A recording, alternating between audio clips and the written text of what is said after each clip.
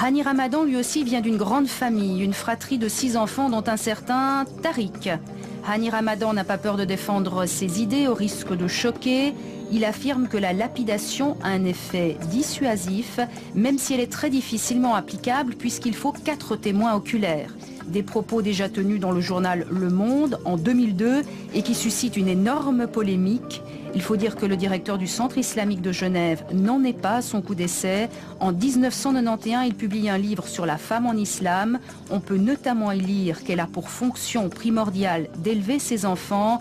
Pas vraiment de quoi séduire les féministes, ni d'ailleurs Saïda Keller-Messali. Ça promet, bon débat.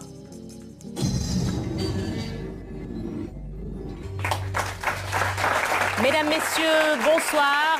Bonsoir et bienvenue à Infrarouge. Comment peut-on encore lapider une femme au XXIe siècle? C'est la question que nous allons poser ce soir avec l'affaire Sakineh, cette Iranienne condamnée à la lapidation pour adultère, ce qui a suscité l'indignation dans le monde entier. Mais cette mobilisation internationale n'est-elle pas à double tranchant? Ne risque-t-elle pas d'envenimer encore plus nos relations avec les pays musulmans? Alors, Hani Ramadan, vous, une chose est sûre. Bonsoir tout d'abord. Bonsoir. Vous êtes le directeur du Centre islamique de Genève. Vous, aucune chance que vous n'ayez signé cette pétition, puisque vous défendez la lapidation. Vous l'avez fait en 2002 dans une tribune libre dans Le Monde. Aujourd'hui, vous réitérez ces propos. On va y venir. Mais tout d'abord, je voudrais vous faire réagir aux propos de Marek Alter et de Saïda Keller-Messali par rapport à cette image atroce de ce qu'est une lapidation. Écoutez, je pense que nous avons tous ce soir le souci de venir en aide à Sakineh et de lui éviter cette mort absolument terrible qu'est la lapidation.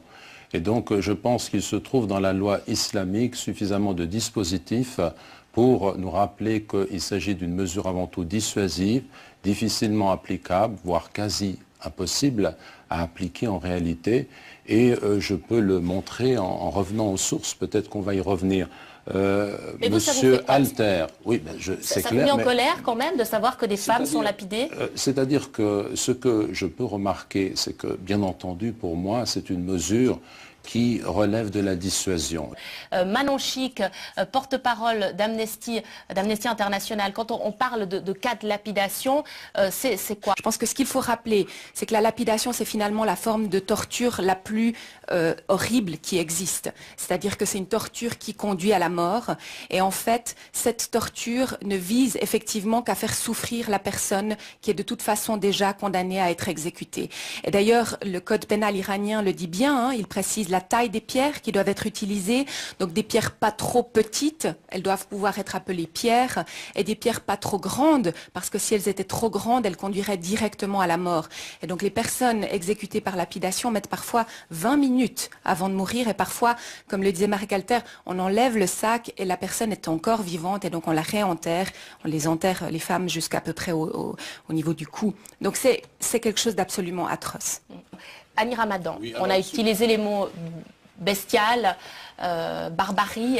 Peut-être juste alors pour comprendre votre position, est-ce que vous ne pouvez pas l'expliquer avec vos mots plutôt? Non, mais écoutez, si vous voulez comprendre ma position, il faut me laisser parler. Voilà. Ça, c'est la première règle. Ce que vous dites... Propos de Malek Shebel, voilà. C'est très intéressant, parce Hani que Ramadan. si je tiens les mêmes propos, le seul problème, c'est que j'essaie d'expliquer qu'on ne peut pas appliquer cette loi pratiquement. C'est pratiquement impossible. C'est une mesure dissuasive. Et je vais vous dire une chose. Je ne condamne pas la loi divine, madame. Quand j'ai affaire à la loi divine, je suis un musulman convaincu, j'essaie de comprendre. En ce qui concerne maintenant, moi je pense que c'est extrêmement maladroit de procéder de cette façon-là. Il faut plutôt interpeller les autorités iraniennes en les respectant, respectant une civilisation qui est brillante et des personnes qui ont un système qui est le leur. Il y a des droits humains et on peut entrer dans un dialogue constructif et aller jusqu'au bout de la loi. Ce que j'aimerais dire ce soir, fondamentalement, c'est que si l'on connaît la loi islamique et on va jusqu'au bout de la loi,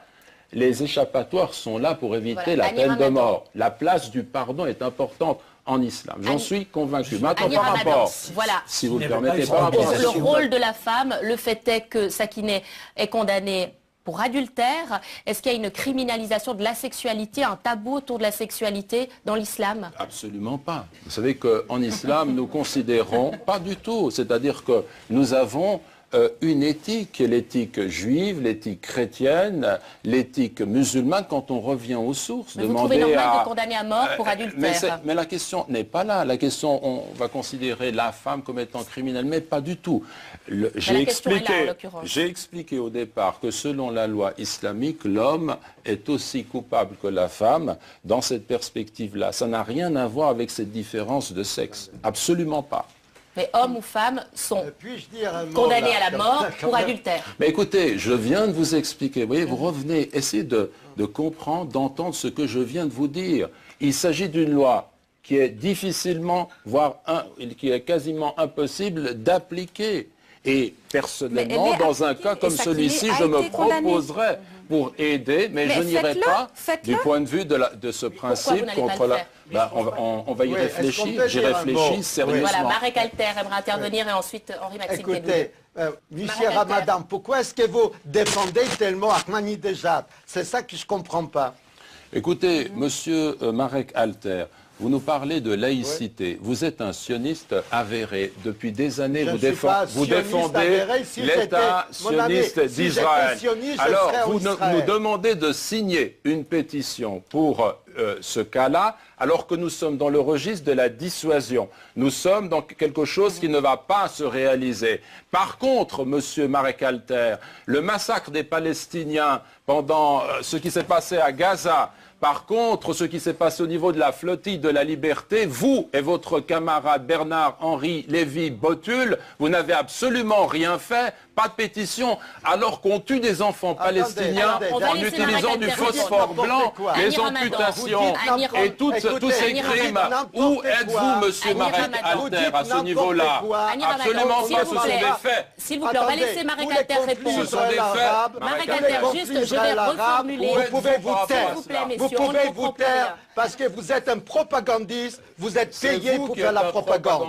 Donc, taisez-vous, ça sera très bien. Vous défendez l'État criminel d'Israël et les assassins de Tsar. S'il vous plaît, je ne suis pas sûr que le téléspectateur y comprenne quelque chose. Vous savez ce que c'est la paix? Marek Alter, c'est le contraire ce que vous faites. Marek Alter, et Bernard-Henri Lévy aussi. S'il vous plaît, Marek Alter, vous êtes quelqu'un qui force les gens à la guerre. Pas du tout. C'est vous qui ne voulez pas la guerre, qui ne voulez pas la paix en Palestine. Marek Alter, vous ne voulez pas la paix en Palestine, vous voulez agresser l'Iran. Vous et votre frère, vous êtes des défenseurs, des lapideurs. C'est qui lapide? C'est trop grossier pour porter être un argument de poids. Alors, on va avancer dans le débat. On va avancer dans le débat. Vous savez ce que c'est la haine? Je sais ce que c'est la haine. Saïda Keller-Messali. Moi, je suis pour la paix. Vous défendez un État sioniste criminel. C'est ça la vérité. Vous et Bernard-Henri Lévy. On va poursuivre dans le débat. Saïda Keller-Messali. Saïda Keller... Monsieur Marek Alter, s'il vous plaît, on va continuer le débat. Voilà. Apprenez les mots salam par cœur. 10 fois tous les matins. D'une société démocratique aussi. Hein. Oui, bien sûr, on va aussi parler de la ça. plupart des États arabes ou des États musulmans ne sont pas des régimes démocratiques. Est-ce que vous vous rendez compte que dans vos propos, vous situez dans l'axe d'une idée de la pensée unique? L'Occident détient le monopole des droits humains, c'est la civilisation. Alors, je me trompe, mais laissez-moi terminer mon propos, vous pourrez me corriger.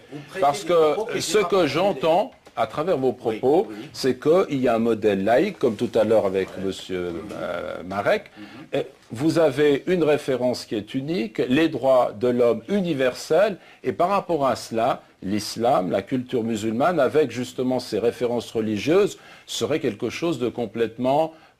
qui devrait se ranger à une perspective, à cette vision des droits de l'homme que vous avez. Laissez-moi terminer. Ce que j'aimerais dire, du point de vue, j'ajoute juste ce point-là, ce qu'il faut... Et maintenant, je ne peux pas répondre. Non, mais je vais vous laisser répondre. Mais laissez-moi juste ajouter ceci. Ce que je voudrais dire, c'est que la civilisation de l'islam considère que les hommes ne peuvent se suffire à eux-mêmes, tant du point de vue de la loi que des orientations. Voilà, il y a une révélation qui donne une orientation qui est inscrite dans la loi révélée, le Coran et la Sunna. Et l'homme pense dans ce cadre-là. Ça ne veut pas dire que l'usage légitime de la raison soit remis en cause, parce que l'islam ne connaît pas l'opposition entre la religion et la science, entre la foi et la raison, comme vous le savez. S'il vous plaît, non, Monsieur Ramadan, respectez les règles du débat. C'est à Monsieur Kedoud maintenant de s'exprimer. L'islam à travers le prisme de concept de religion. Monsieur Ramadan, s'il vous plaît. À aucun moment je n'ai jugé l'islam. Si vous m'avez bien entendu, je n'ai pas parlé d'abroger là. Je vous laisse vous expliquer. Oui, je n'ai jamais parlé d'abroger. En revanche, je trouve que Hani Ramadan devrait en lancer une à lui, puisque je comprends qu'il ne veut pas rejoindre BHL et Marie Calter. Je trouve que lui, et peut-être son frère aussi, devrait être beaucoup plus actif là-dessus. C'est pas imaginable que vous laissiez les choses se développer. Je la retiens volontiers. Je pense que vous avez faites-le vite, parce raison que de le faire. Oui, j'y ai pensé effectivement. Je peux effectivement avoir ce genre de démarche, mais non pas pour abroger, mais simplement pour expliquer ce que dit la loi islamique dans sa dimension de miséricorde et de pardon. D'une part. D'autre part, ce que je peux vous dire, c'est que moi je suis quand même étonné. Nous sommes aujourd'hui en train de traiter d'un sujet, la lapidation. Alors que c'est un phénomène, aujourd'hui, le cas qui nous est présenté, il n'y a rien qui prouve que cela se fera. J'ai même la conviction intime. Cela se serait fait s'il n'y avait pas eu de mobilisation. Mais ce que je veux dire, c'est qu'il y a beaucoup d'émotions. Tout à l'heure, on n'a pas parlé. Et si ça ne se fait pas, c'est pas grâce à vous. Donc vous devriez vous engager un peu plus sur ce cas-là. Mais ce que je veux vous dire, d'accord, c'est qu'on a parlé du visage et d'un peuple. On a un visage, on a une image. C'est très touchant, c'est très poignant de voir qu'une femme pourrait être livrée à un tel sort. Et je le conçois parfaitement. Je suis touché par cela autant que vous. Mais vous savez, quand on bombarde une ville, actuellement en Afghanistan, les drones américains bombardent des civils. On a des rapports, vous le savez très très bien. Il y a pour 1000 milliards de ressources de minerais dans ce pays. C'est vrai que revient un petit peu la question de il y a 2 poids 2 mesures dans cette affaire. Oui. Comment est-ce que vous réagissez à ces propos d'Hani Ramadan? Pas terminer. C'est vrai qu'il y a largement dans la perspective. Vous assénez des vérités comme si on devait retenir ce que vous dites de façon absolue. Moi, ce que j'aimerais vous dire, c'est la chose suivante. Il y a l'image de cette femme et puis il y a quelque chose qui est très abstrait aujourd'hui. C'est le massacre des musulmans, des dizaines de milliers en Irak bombardés. Ce qui se produit maintenant en Afghanistan, les crimes perpétrés en Palestine. Ça devient abstrait. Vous savez ce que représente une bombe qui tombe sur des populations civiles, des gens brûlés, des gens amputés, et ça se produit. Laissez-moi terminer. Laissez-moi terminer. Cela se produit maintenant. Et ce que j'aimerais dire, je termine juste sur ce point-là. Laissez-moi terminer. Je pense que ce qui se produit actuellement, avec quelqu'un comme Marie Calter et Bernard-Henri Lévy, et cette campagne qui est menée vise à préparer une agression contre l'Iran, à diaboliser ce pays. C'est une réalité. Lancée il y a plus d'une année. Marie Calter à cette accusation très rapidement. Monsieur Marie Calter.